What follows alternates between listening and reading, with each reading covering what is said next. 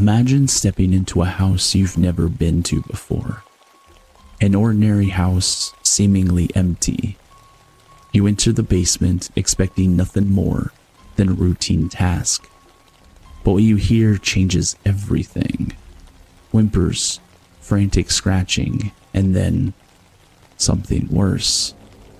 A door locked from the inside, and the sounds, agonizing screams that tear at your sanity. What do you do when the line between reality and madness begins to blur? And what if I told you the house you're going to hear about still haunts me to this day? Stay tuned as I take you through the chilling story of a house, a basement, and the terrifying secrets hidden behind locked doors. During my early 20s, I worked as a meter reader. It was an unsettling job, one that often required entering homes when the owners weren't present. No matter how many times I did it, I never shook the feeling that I was intruding on something unseen. A house's exterior is a mask, a carefully crafted image for the outside world. But once inside, the walls whisper secrets. And if you want to glimpse something truly raw, something unfiltered, you go to the basement. Basements have always unsettled me. I've seen walls pulsating with roaches, their glossy bodies shifting like static across the television screen. I've walked through cobwebs so thick they clung to me like a second skin. I've encountered rats, snakes, filth, neglected animals, abandoned children, even a coffin. But one basement still lingers in my mind, a place where reality warped, where fear became something tangible. The house itself was unremarkable, one of many along a quiet street. I entered through the back door, stepping into suffocating darkness. My fingers searched the wall until they met a switch. I flicked it, but the bulb above remained dead. I hadn't brought a flashlight. Carrying anything extra during my long, grueling route only weighed me down. Instead, I relied on the weak, flickering glow of my handheld device. The light barely extended past my fingers, casting long, wavering shadows against the walls as I made my way down the stairs. The air thickened at the bottom. The musty scent of damp concrete and decay clung to my throat. I moved slowly, my breath shallow. Against the far wall, the faint glow revealed two doors. The meters were in the room to the right. I stepped inside and began my work, fingers trembling slightly as I entered the numbers. Then, from beyond the other door, I heard it. A faint whimper, a scratching sound, then a low, desperate whine. A dog. I turned towards the door, heart hammering. The sound of weak, frantic paws scraping against the wood filled the air. I gripped the knob and twisted. It didn't budge. Locked. I pressed my ear to the surface, listening. The dog's cries grew more insistent. Trapped. Alone. I wanted to help, but all I could do was report it when I returned to the office. Still, the image of that suffering animal stayed with me, gnawing at the edges of my thoughts. 1 month later, I returned. Descending into the basement once again, I braced myself for the sound of the scratching, the whimpers of the unseen creature. But this time, there was only silence. I hesitated, my pulse hammering. Had the dog escaped? Or had something else silenced it? The quiet was worse than the noise. My hand drifted towards the locked door. That was my mistake. The moment my fingers brushed the knob, the screaming began. Piercing, jagged shrieks tore through the air, human but inhuman. raw and wild. High-pitched wails erupted into guttural, agonized moans, then twisted into something worse. Something resembling sobbing, yet too loud, too chaotic. A relentless, frenzied cacophony that clawed at my mind. I stumbled back, nearly losing my footing. My breath came in ragged gasps. "Hello? Who's in there?" My voice barely reached beyond the noise.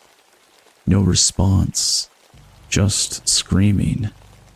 I tried again. "Do you need help?" The wailing didn't change. Whoever was inside, they weren't asking for help. They wanted me gone. I staggered towards the stairs, my body numb, my ears ringing. At the top, I paused, gripping the railing. The screams continued, undiminished, unrelenting.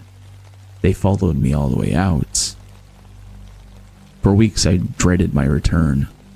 My mind conjured endless possibilities for what waited beyond the door. A lunatic imprisoned in darkness? Something far worse? I reported what I heard, but the silence that followed from my supervisors only deepened my unease. I thought I'd never get an answer.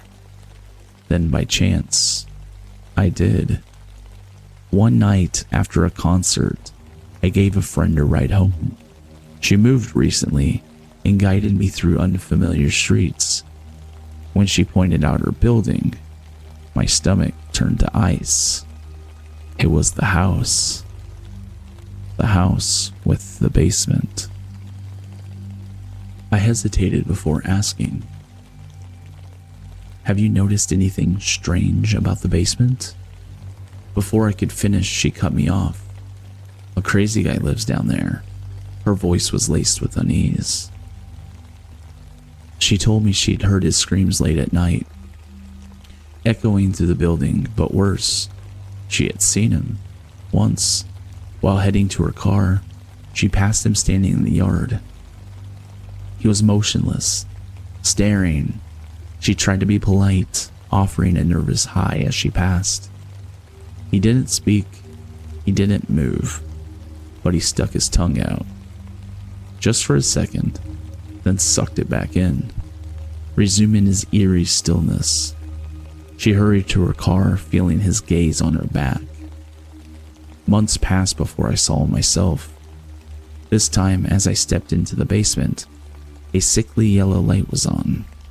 At the bottom of the stairs, the dog stood waiting. I recognized it immediately. Mangy, its ribs pressing against its skin. Then I saw something else. Behind the dog, just out of the light, stood a pair of bare feet.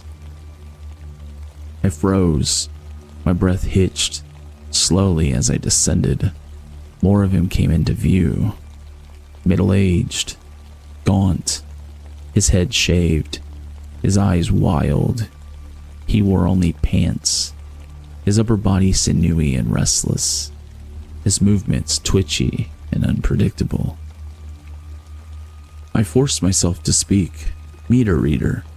My voice sounded too small in the space between us. To my surprise, he responded. His words were normal, but his tone and volume were erratic. His body never stilled, pacing, wringing his hands, head jerking side to side. His speech began to break down, interrupted by abrupt grunts and sharp, involuntary shouts. He barked suddenly, then resumed talking as though nothing had happened.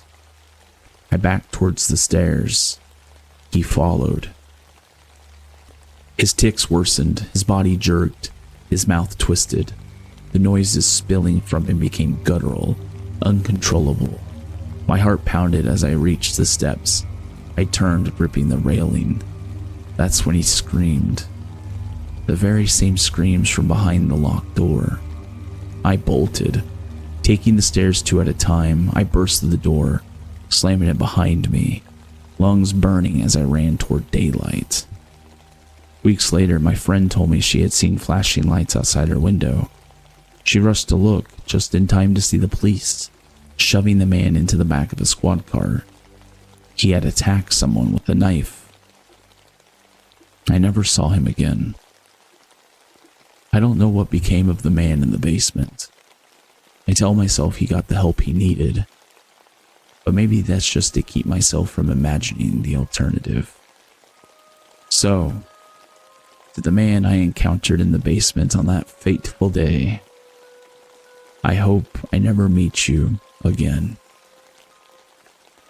If you made it this far into the video, thank you. And please leave the comment hell, as it lets me know you made it to the end. If you enjoyed the story, hit that like button. And be sure to subscribe so you won't miss out on any future uploads. Until next time, stay safe, and remember, some doors are better left unopened.